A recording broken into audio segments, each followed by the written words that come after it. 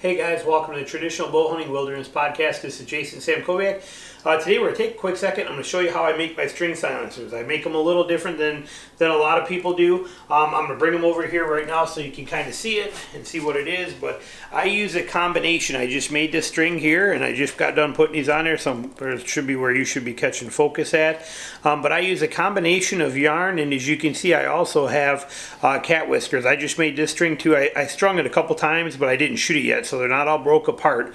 But I figured it's good so you can actually see that. But that right there, if that's showing up on there light wise, I'm not sure if it actually is. Maybe this will help some.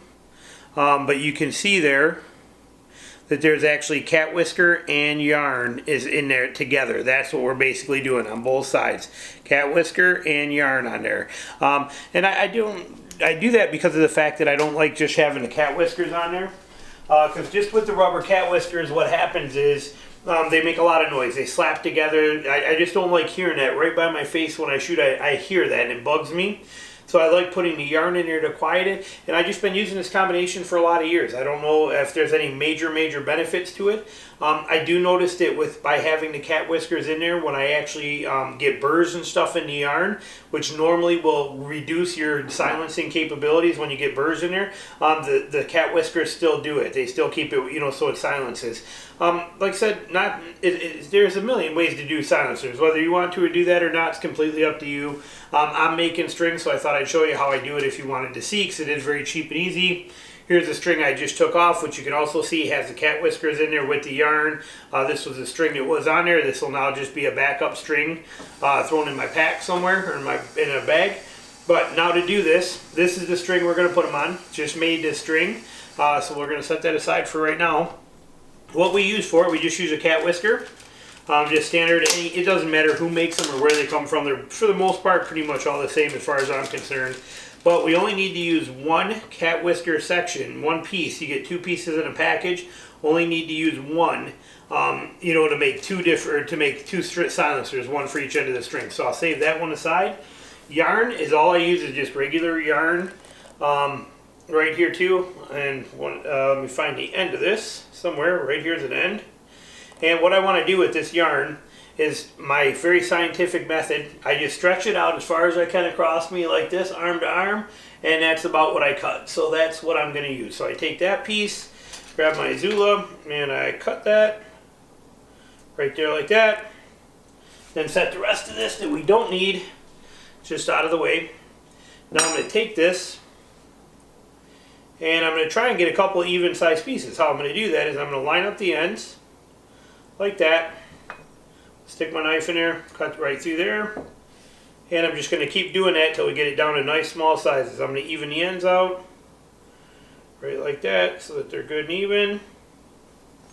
Then I'm going to cut that right there. I'm going to take those pieces, flip them up so they're in that same bundle. Trying to, again, keep them pretty even. If you get one that sticks out a little further, just pull it back down. So you want to keep them pretty similar in size. Length like that. There's that spot right there. I'm going to cut that again. And I'm going to take these ones. I'm going to just keep doing this till it gets down to almost about the size, the size I'm looking for is basically smaller, I guess is the best way to put it. So I'm going to just keep going one more time here. Like that. Oh, missed that one. There we go. And I'm going to probably get one more time out of this like this. So I'm going to bring them up. Set them up. You can see here in 1 second, you'll see about how small we're getting. Like this here. There we go. So now I have two bundles about that big. As you can see there, we got one right here. And we got one right here. There's our two bundles. Actually, that one I can tell by length is actually supposed to be right there. So there's our two bundles. Then we're going to take these. The cat whisker piece, I'm going to fold it in half and I'm going to cut it in half. That way we got enough even amount for the top and even amount for the bottom. Scissors usually work better for these so you don't end up fraying them too early. So I'm going to use that. Scissors there. Check the length of that. That's about perfect. Actually I might shorten that one up just a smidge. And that one, so I'm going to take just a little trim off there just so it's about the same size as the yarn is. About like so. Come on, cut, dude. There we go, there's that one. Same thing on this end, just going to trim a little bit off the edge of that. Just like so. Missed one little piece in there. There we go. I'm going to set that one on that piece. So there's our two bundles right there. And all I'm going to do with this is when I mark that string, I'm just going to take those, I'm going to wrap them, and I'm going to stick them between the twists on the string. So I'm going to take my bowstring, I'm going to unstring it. Yes, I use a stringer. Yes, I can also unstring them this way, but I'm using a stringer. I like stringers. They're simple, they're easy, and I use them for a string keeper as well too, so I'm a big fan of stringers. So now that that's unstrung, what I want to do is basically measure. I like to go about 13 inches from the loop end on here, from where the loop comes together and joins together. So I'll basically come back on that string, which again, that quivers in a way. Let me turn this around for you so it's easier.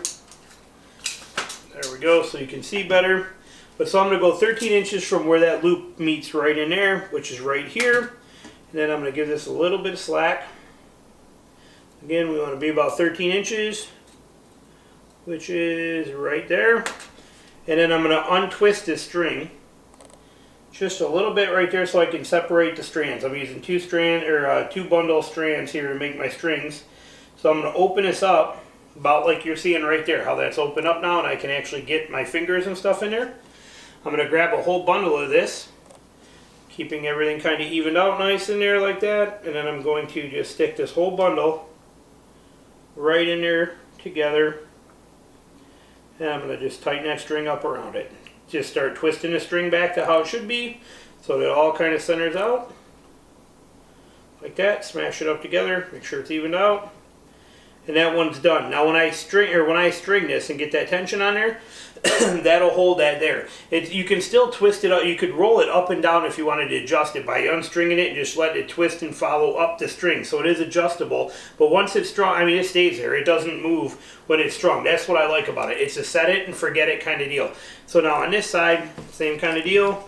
We're going to take this part of the string and going about 13 inches up from there. Just going to be about right there at that black swan right there. Separate these out.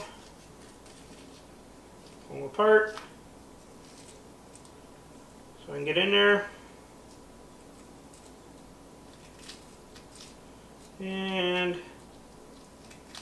right there. Again, so you can see just a big loop right in there like that. Somewhere I can stick that bundle in. I take that bundle, wrap it together. I'll bring this over and show you, but when I put that bundle together, it is basically all cattail on the outside, so you can see it here, but you can see, but it is, let me get it to get focus. I think that's focusing, I can't tell. But it is cattail on the outside, and I just kind of wrapped the cattail, or cat whiskers right around the yarn. So it's just one sweet, simple little setup. Then I just take that whole set and stuff it right inside of there. So the whole thing fits right between there, like that. Then again, like I said, just start twisting that string.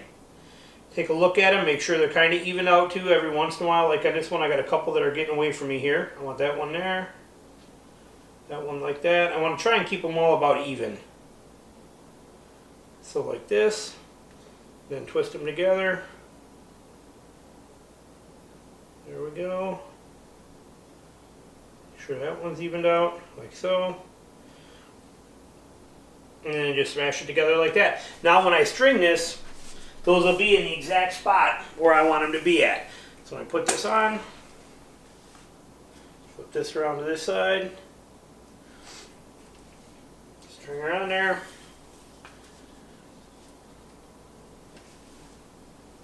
And then when we string that up, now you can see where they are. I'll bring it over there so you can also, again, kind of see what it looks like. Again, tricky. I got the light set for over here.